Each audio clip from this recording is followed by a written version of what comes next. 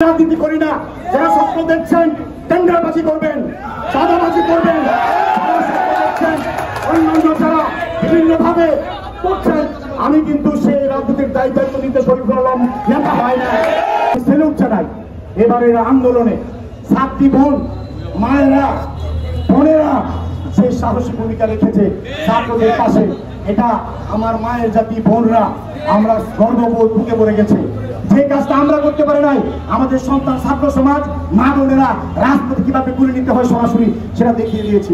আমি সেই সংগ্রামী মা জাতি আমার বোনদেরকে অভিনন্দন জানাই দলের পক্ষ থেকে, ভারপ্রাপ্ত চেয়ারম্যান জনাব তারেক রহমানের পক্ষ থেকে। আমার অনেকে আহত আছে, অনেকে বিভিন্ন ভাবে আছে। এই সংগ্রামে পর্যায়ক্রমে আমরা তাদেরকে দেখবো, খোঁজখবর নেব, চিকিৎসার ব্যবস্থা আমরা করছি। আরো যে বিষয়গুলো আছে আর সে কাজগুলো করতে হবে।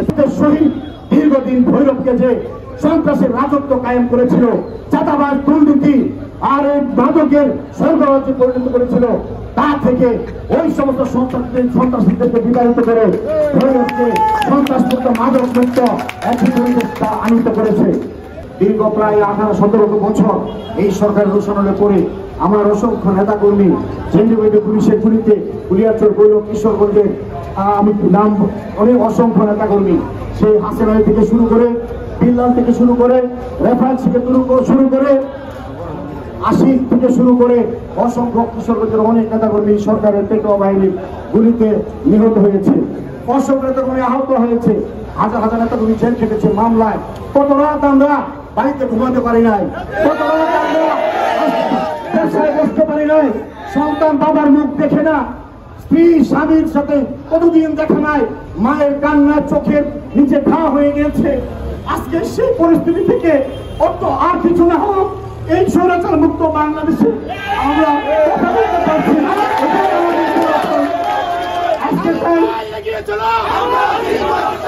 আমাদের কাজ কিন্তু শেষ হয় না, আমাদের সংগ্রাম কিন্তু শেষ হয় নাই। আমরা অনেকেই কিন্তু খুশিতে আত্মহারা, বিজয়ের একেবারে মনে হয়েছে তার সবকিছু হয়ে গিয়েছে। আমাদের অনেক দায়িত্ব।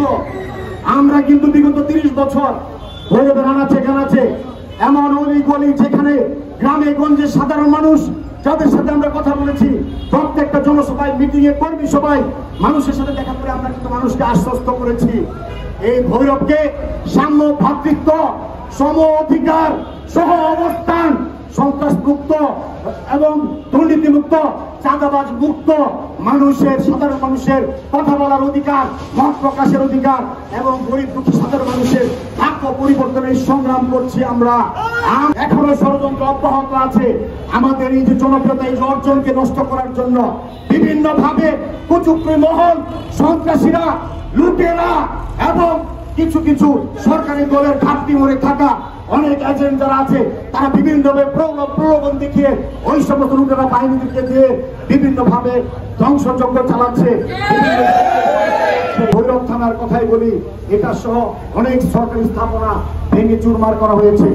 আমি বলতে চাই সবাইকে, আমরা এই দেশের নাগরিক, যারা আওয়ামী লীগ করে তারা এই দেশের নাগরিক। আমি পুলিশকে বলতে চাই সমস্ত পুলিশ দোষী নয়, কোটি কোটি কয়েক পুলিশ যারা এই কাজগুলো করেছে তাদের আইনের আওতায় আনা হবে ভবিষ্যতে। এদেরকে বলতে চাই আপনারা কোনো ভয় পাবেন না, আপনাদেরকে আশ্বস্ত করতে চাই আপনারা অতীতের সমস্ত কিছু আপনাদেরকে জোর করে সরকার বাধ্য করেছে এটাও আমরা বুঝতে পারি। অতএব যারা যে অপকর্ম করেছেন যারাই করেছে আমরা জানি, সকল ভাইদেরকে বলবো আপনারা ভয় পাবেন না, আমরা আপনাদের পাশে আছি। জনগণকে সাথে নিয়ে, নেতা কর্মীদেরকে সাথে নিয়ে আমরা কিভাবে ভৈরব থানার পরিবেশকে সুন্দর করা যায়, আইন শৃঙ্খলা পরিস্থিতি পুলিশ ছাড়া সম্ভব নয়। অতএব সকল পুলিশকে ঢালাওভাবে আপনারা কোনো দোষারোপ করবেন না। কোনো অবস্থাতেই আমার দলের নেতা কর্মীরা আইন হাতে তুলে নেবেন না। কোনো অবস্থাতেই কোনো আওয়ামী লীগের বাড়ি হোক বা যে কোনো পর্যায়ে হোক, যা হয়েছে যারাই করেছে সবকিছু বাদ। আজকের পর থেকে কোনো সাধারণ মানুষ, কোনো অরাজনৈতিক ব্যক্তি, কোনো ব্যবসায়ী, কোনো আওয়ামী লীগ নেতা হোক, যাই হোক, আমরা আর কোনো কথা, কোনো নেতা কর্মী নিজের পন্থায় দলের পক্ষ থেকে কোনো দায়িত্ব নিয়ে কোনো থ্রেট করা, কোনো কথা বলা আজকের পর থেকে সমস্ত কিছু বন্ধ। আমি শরীফুল আলম, আমি সাধারণ একজন অরাজনৈতিক পরিবারের সন্তান। আপনারা আমাকে ভালোবেসে আদর করে আমাকে পিছনে থেকে শক্তি জুগিয়ে আজকের এই পর্যায়ে নিয়ে এসেছেন। আমি ভৈরববাসী বৃহত্তরবাসীকে কথা দিয়েছি, আমি হব সাধারণ মানুষের লোক, আমি হব গরিব মানুষের লোক, আমি হব গরিব দুঃখী মানুষের লোক, আমি হব এই বঞ্চিত নিষ্পেষিত ভৈরব সর্বস্তরের জনতার লোক। তারা কষ্ট করেছে, তারা জেল খেটেছে, মামলা খেয়েছে, বাড়িতে থাকতে পারে নাই, দলের দুঃসবের দুঃখ পাশে ছিল। আমাকে সময় দেন, আমার দলের সকল নেতা কর্মীদের সময় মতো আমি যা যা মূল্যায়ন করার ইনশাল্লাহ করব। কিন্তু আপনারা কোনো দলাদলি, কোনো গ্রুপিং, কোনো কিছু করবেন না, সবাই ঐক্যবদ্ধ থাকবেন। আমাদের অনেক কাজ আজকে যেটা শুরু হয়েছে, এটা যদি আমরা বন্ধ না করি, মানুষ কিন্তু খারাপ বলতে শুরু করেছে। আর আমি কিন্তু সেই রাজনীতি করি না যারা স্বপ্ন দেখছেন টেন্ডারবাজি করবেন, চাঁদাবাজি করবেন, অন্যান্য যারা বিভিন্ন ভাবে করছেন, আমি কিন্তু সেই রাজনীতির দায়িত্ব নিতে শরীফুল আলম নেতা হয় না। আমি সবাইকে দেখবো, আমার দল নেতা কর্মীদের কার কি দুঃখ কষ্ট, কারা কি অবস্থায় আছে আমি জানি, আমি সব ব্যবস্থা করবো। আল্লাহ আমাকে সেই সুযোগ দিয়েছে, অর্থনৈতিক অবস্থা যতটুকু আল্লাহ আমাকে দিচ্ছে আমি সেটা দেখবো। জনগণের দুঃখের কারণ বিএনপি হবে, সেই দায়িত্ব বিএনপি নেবেন, আমাকে অতএব আপনারা সবাই ধৈর্য ধরবেন। আমি আপনাদের সহযোগিতা চাই।